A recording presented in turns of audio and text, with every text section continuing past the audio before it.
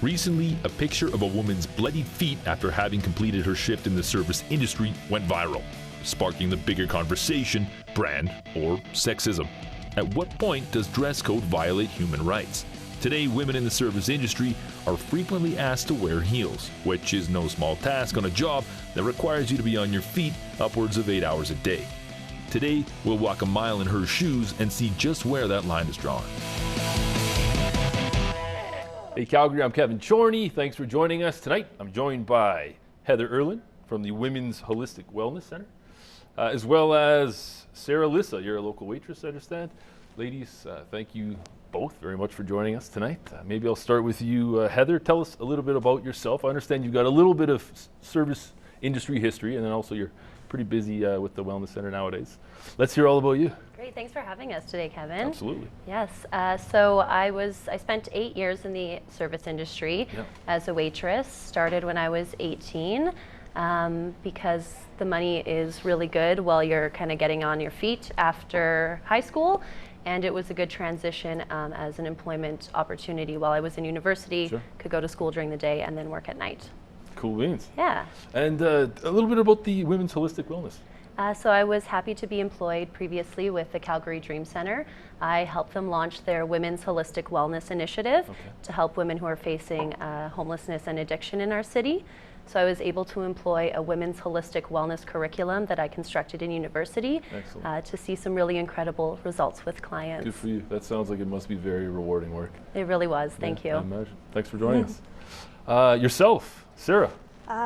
Well, I just finished university and I'm still working at Dickens Pub. Okay. I've been serving for about 10 years now. I started when I was 16.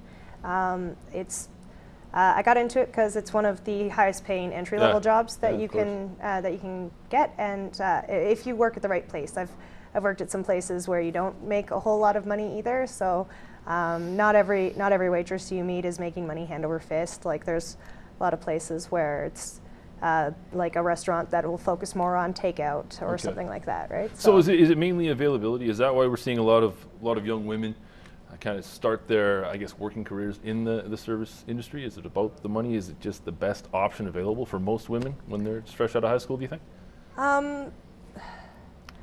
No, I don't think it's I don't think it's the best place for most women. I think it's a good place for women who are outgoing and traditionally considered attractive. Okay. It can be a really good place for that, but it can be a really not great place too. Sounds like sometimes it's not always the rosy experience that people expect it to be. Does that surprise you? You think that what you had to say, that it's mainly it's for attractive young women? It doesn't surprise me, although I would say that the more predominant feature is that you're outgoing, which you also highlighted. I think that women of all shapes, sizes, and body types are in the industry. But there is certain restaurants that's definitely what you see is pretty hard to ignore, to be honest. Yeah. It's not an easy job though. There's a lot to it, isn't there? I mean, I wouldn't know. I never worked in this. I wouldn't say that like women who aren't like traditionally attractive can't make it into the industry, but they aren't treated as well at all. Flat out. Sorry? Flat out, they just aren't treated as well. Like they're denied employment opportunities. Like my partner is also a bartender, and he's had bosses tell him that when girls give in a resume, he's supposed to put a number from 1 to 10, rating them on a scale from 1 to 10 of how attractive they are. Okay, I've heard that before as well. So this is fairly common knowledge that the industry sort of operates on an attractiveness scale when it comes to hiring? Is that fair to say across the board, do you think? Not across the board, but it is a common practice.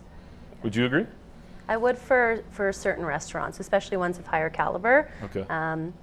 I've also worked at and seen places like Ruth Chris where there's all shapes and sizes, and that isn't. It's more about the perfection of what you're offering to this experience. For sure. Yeah. So the reason, of course, that we're having this discussion today is because of a photo that was posted by someone named Nicole Gavins, I guess, online, social media, and it's a picture of her bloodied feet, and I think we have it available. We can show our viewers exactly what we're talking about. There it is there.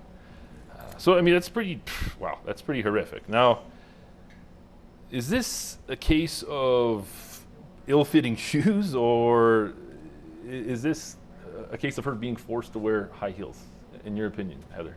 I personally think that it's her forced to be wearing high heels. I've worked at several restaurants that a minimum of 1 inch was required, which I had my own little debate over and refused to do so. Sometimes that led to, the end of my employment, and other times they saw it as an infringement to human rights, which I agree with, that you should be able to wear shoes that are comfortable and get through your shift, not hurting your back and destroying your feet. I think it's fair. Yeah. I think that's pretty fair. Yeah. Or let's make guys wear them too. let's not go down that path just yet. So would you? And I guess you would agree then, Sarah, that heels are required at some spots. It sounds like that attire would be encouraged, if not required, at others. I have not lasted anywhere that required heels. Is that right? Yeah, I can't do it. But it's common. Yeah, it's common, and the girls who do it are so strong. In a way, I look up to them, and at the same time, I feel for them. Girls who actually go an entire shift in heels, but I can't do it. I've tried it a few times, and every time it's no, this isn't gonna work. So you let the employer know that I'm not working here, and this is why.